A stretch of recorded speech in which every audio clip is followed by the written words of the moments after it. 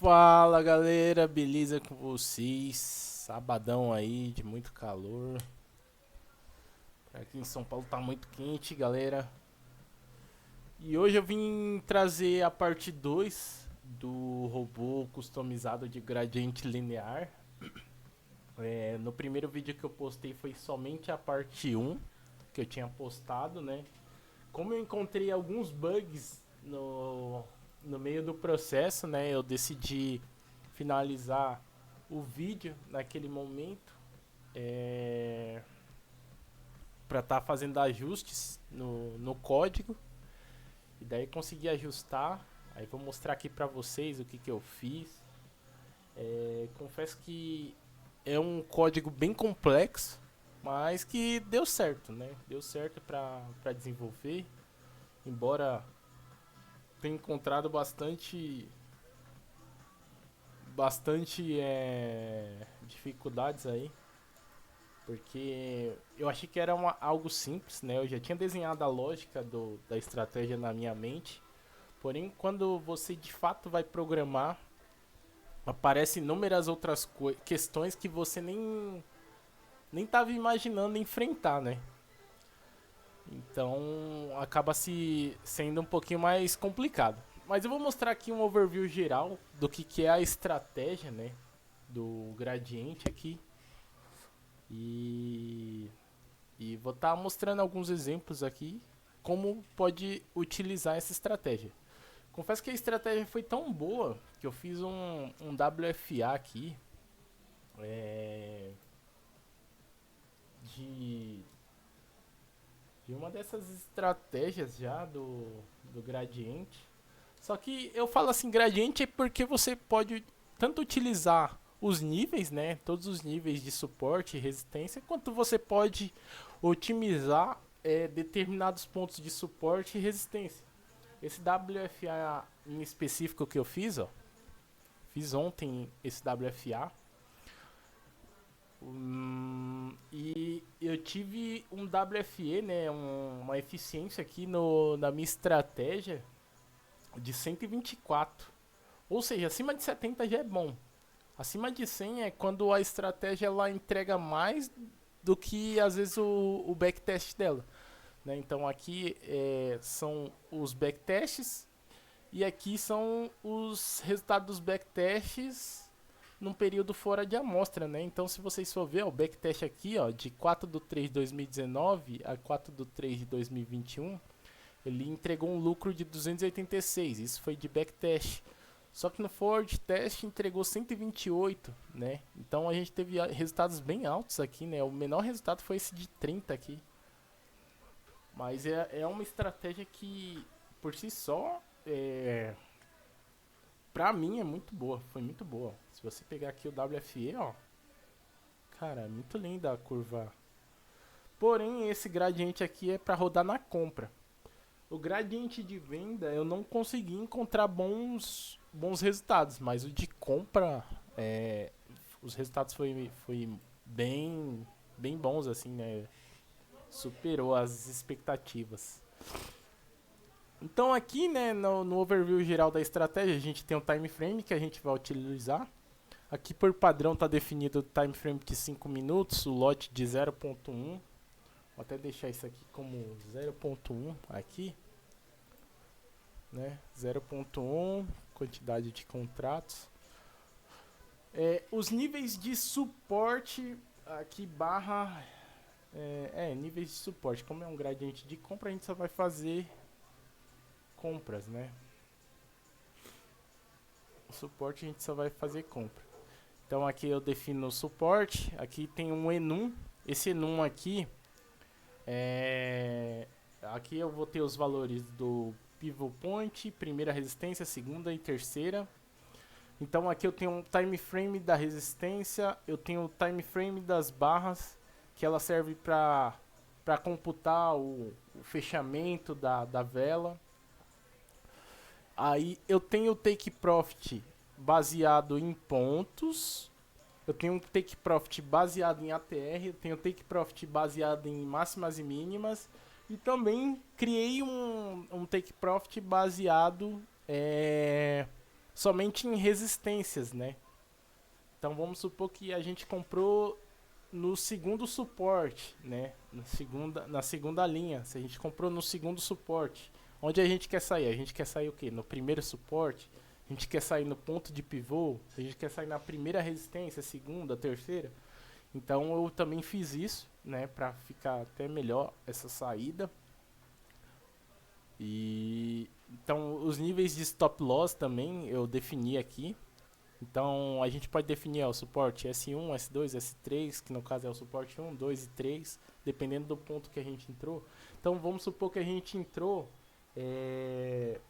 aqui, ó, deixa eu mostrar pra vocês. Então vamos supor que a gente entrou aqui, ó, no pivot point, com alvo na primeira resistência. Onde poderia ser nosso suporte? Poderia ser tanto no primeiro suporte, quanto no segundo, quanto no terceiro. Quem vai definir isso é somente o backtest, né? Então a gente vai otimizar e ele vai mostrar pra gente qual que é o melhor. Além dele mostrar qual que é o melhor, a gente tem que fazer um WFA para ver se realmente a estratégia é robusta, né? Mas aqui é só um exemplo que eu tô mostrando pra vocês. Então aqui, ó, aqui galera, eu vou mostrar todos os pontos chaves que eu programei, né? Então aqui no obter sinal, se vocês for ver, né, eu criei um fechamento, uma abertura, uma máxima e a mínima do candle, né? Todos esses parâmetros aqui, todas essas variáveis, eu criei com um time frame customizado, um time frame diferente. Eu poderia utilizar somente o time frame, né, o time frame normal. Só que não, estou utilizando um time frame customizado. Até porque esse time frame customizado ele serve para atualizar as informações, né? Então, quando eu utilizo um time frame personalizado, ele vai se atualizar a cada fechamento da barra, né? Então aqui no caso, se eu tivesse um time frame de 5 minutos, né, para fechamento e abertura, porém o time frame aqui ele tá de 4 horas, porém ele vai se atualizar a cada 5 minutos, porque é o time frame que eu defini para o fechamento do meu candle, né? Então aqui eu tenho o fechamento do pivô, a máxima e a mínima, todas definidas pelo gráfico diário, que no caso a estratégia a estratégia original do Pivot Point ela é baseada dentro do gráfico diário, né? Então aqui eu optei por deixar o período diário como padrão, mas isso aqui a gente também tem como mudar. Inclusive eu vou pegar uma cópia desse robô e vou fazer somente com tempos gráficos personalizados, que pra mim vai ficar bem melhor. E vai ficar melhor para definir, né? Então aqui, ó, o sinal de compra eu tenho todos os pontos de suporte e resistência. Esses pontos de suporte e resistência, eu encontrei ele dentro do... Tem na internet, né? Se você procurar lá Pivot Points, 4 suportes, 4 resistência, ele vai te mostrar a lógica em si, né? Mas eu fui pelo ChatGPT, a lógica bateu com um vídeo de um cara que eu tava aprendendo, o nome dele é René Balk, eu acho que ele é alemão, tem uns vídeos dele também na internet. Só que no vídeo dele ele só mostrou o primeiro suporte e o segundo suporte. Mostrou a primeira resistência e a segunda, a terceira e a quarta eu tive que procurar, né? E no caso eu fui no ChatGPT, rapidinho encontrei. E daqui eu defini todos os como que aqui até me perdi, galera. Aqui eu defino todos os sinais de compra, né? Então, se meu suporte aqui, esse suporte ele é um enum, né? Então esse enum eu posso selecionar o pivot point, o suporte 1, o 2, o 3 e o 4. Mas quais que são as regras? Se eu tiver um fechamento acima do pivot point, né? Eu tenho um fechamento acima do pivot point e a mínima do candle também for maior do que o pivot point, a mínima do candle atual for maior do que o meu pivot point, isso aqui é considerado um sinal de compra. Se ele tiver o fechamento acima do suporte 1 e a mínima do candle também acima do suporte 1, também é considerado um sinal de compra. E assim por diante, tá, galera? Todos os 4 sinais, os 5 aqui, 5 sinais, é, é, incluindo o pivot point, eles são considerados sinais de compra, né? Então, vamos pegar esse exemplo aqui. Se eu tive um fechamento acima da linha amarela e a mínima, né? No caso, o ponto mais baixo do candle não chegou a romper, né? O pivot point. Então ele é considerado um sinal de compra, né? Porque ele não chegou a violinar o pivot point. Então ele também é considerado. E daí eu fiz isso porque às vezes você tem somente o fechamento acima do pivot point, né? Deixa eu ver se encontra algum exemplo aqui. Às vezes você tem somente o fechamento do pivot point, mas ele nem chegou a trabalhar acima do ponto de pivô, né? E daí às vezes ele pode entrar num ponto em que o mercado já vai ali fazer o movimento de queda. A gente quer pegar esse exemplo de pegar a mínima maior do que o pivot point. A gente quer pegar o que? Um mercado que ele tá vindo de cima para baixo, não de baixo para cima, entendeu? Então o pivot point aqui, no meu caso, eu estou utilizando ele aqui, ó. Tipo aqui, ó. O mercado veio aqui, né? Subiu, chegou aqui na segunda resistência, desceu. Ele veio de cima para baixo, pegou no ponto de pivô aqui e subiu, entendeu? Então eu quero isso. A lógica do meu que eu montei é assim. Mas aí você, como eu falei, né? A gente que trabalha com trade quantitativo, a gente pode ter N opções de você programar o seu próprio robô, né? Então você pode colocar, se o fechamento for maior do que o pivô e o fechamento for menor do que a resistência 1, eu quero efetuar um sinal de compra. Se minha mínima for menor do que o ponto pivô e o fechamento for maior, você pode fazer inúmeras situações para você poder testar, entendeu? Então, a parte boa de você programar é isso. Você tem inúmeras possibilidades de fazer, de criar cenários diferentes para você criar uma estratégia, né? Então aqui, esse aqui são os meus sinais. Aí aqui tem também a parte de... Aqui, ó. Essa parte aqui eu também peguei do vídeo do cara que eu tava aprendendo, né? O pivot point. Então aqui eu inseri as linhas do pivot point. Eu desenhei as linhas do pivot point. Isso aqui eu fui olhando e fui fazendo sozinho, tá, galera? Às vezes eu não consigo ficar só assistindo o vídeo e não codificar. Então aqui tem um ponto de obter o preço de entrada, né? Esse ponto aqui é bem importante. No caso aqui eu usei um time frame e resistência, depois que eu fui ver isso.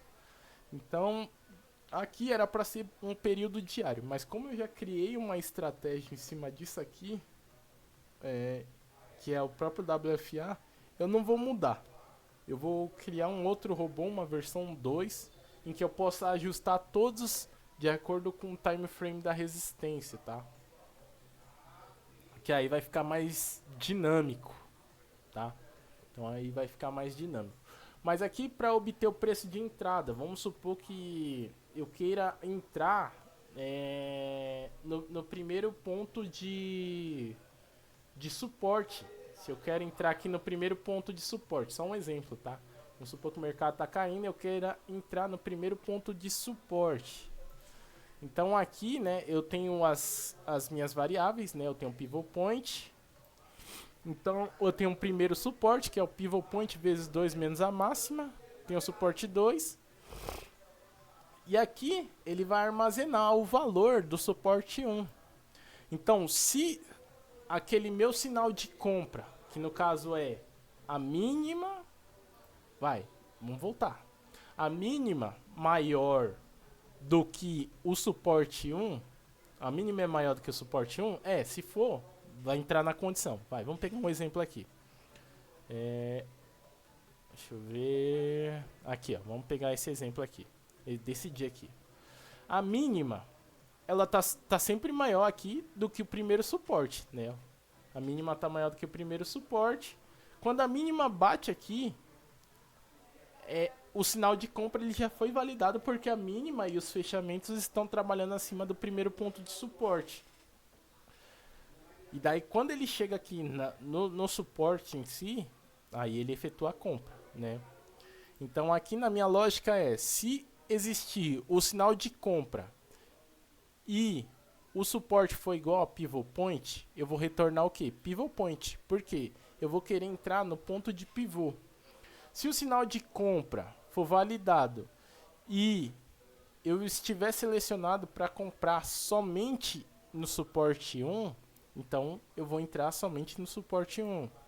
E assim por diante, tá? Aqui eu tenho o suporte 2, vou entrar no suporte 2, suporte 3, vou entrar no suporte 3, suporte 4, vou entrar no suporte 4. Se for o sinal de venda, eu vou retornar 0, porque eu só deixei essa lógica aqui. Aí aqui é a parte em que eu obtenho o sinal para fazer a entrada, é onde ele vai colocar a minha ordem de fato, tá? Vou até mostrar aqui um exemplo para vocês. Ele já estava rodando aqui, tá? Então, aí, deixa eu ver aqui. Ó, essa estratégia em si está definida para a gente entrar no ponto de pivô, né? A gente vai entrar no suporte de pivô no período de 12 horas, atualizando barras a cada 12 horas também. Então a gente vai entrar aqui no gráfico de 4 horas. A gente vai sempre entrar no ponto de pivô. O nosso alvo é 120 pontos de gain e nosso stop loss vai ser o primeiro suporte. Só que esse primeiro suporte, como eu falei para vocês, ele está definido pelo gráfico diário. Ele não está definido com o mesmo time frame do ponto de entrada. É meio confuso, mas depois eu posso estar mostrando como que isso funciona de fato, né? Então aqui eu já tenho os 4 pontos definidos. Deixa eu só colocar aqui para rodar, né, esse backtest, só para vocês verem. Então aqui, né, definir 4 horas. Então aqui, galera, ó, vou mostrar para vocês. Então aqui, ó, deixa eu pausar aqui. Eita, agora já foi. Vou pegar um próximo exemplo. Deixa ele terminar esse trade.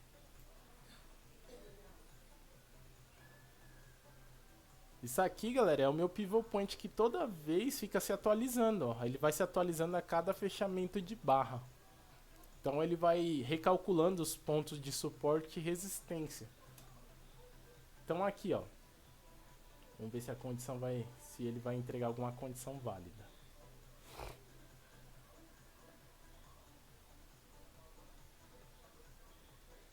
Ó, aqui. Essa condição foi válida. Por quê? A gente teve... Deixa eu ver... Só que é baseado no... Ó, aqui no caso ele teve a mínima mais alta do que o ponto de pivô. E o fechamento tinha sido menor do que... O fechamento foi maior do que o ponto pivô. E a mínima também foi maior. Então, no caso, ele tinha definido a entrada para entrar aqui.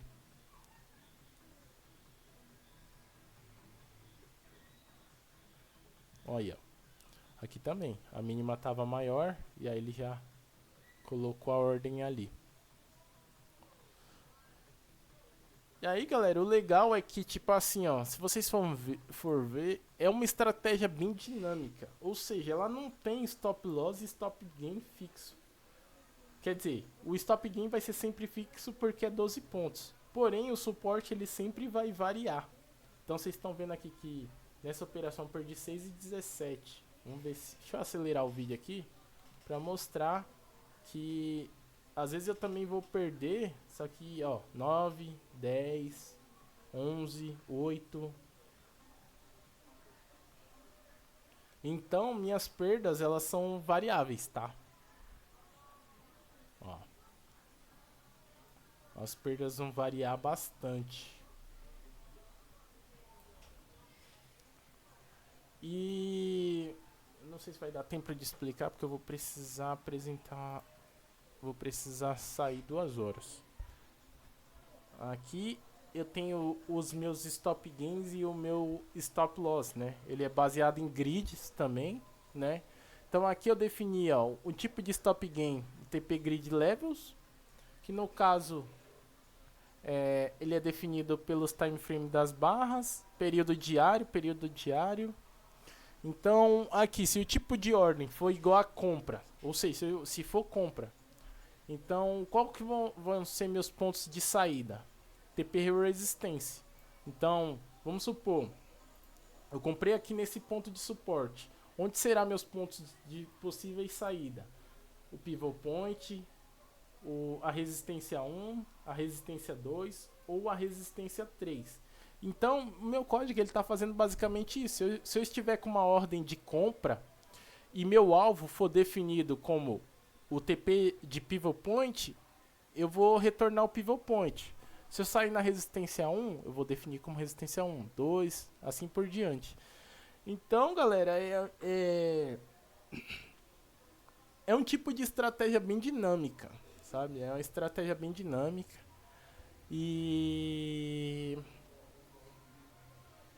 no stop loss eu defini a mesma coisa, né? Só que um pouquinho diferente.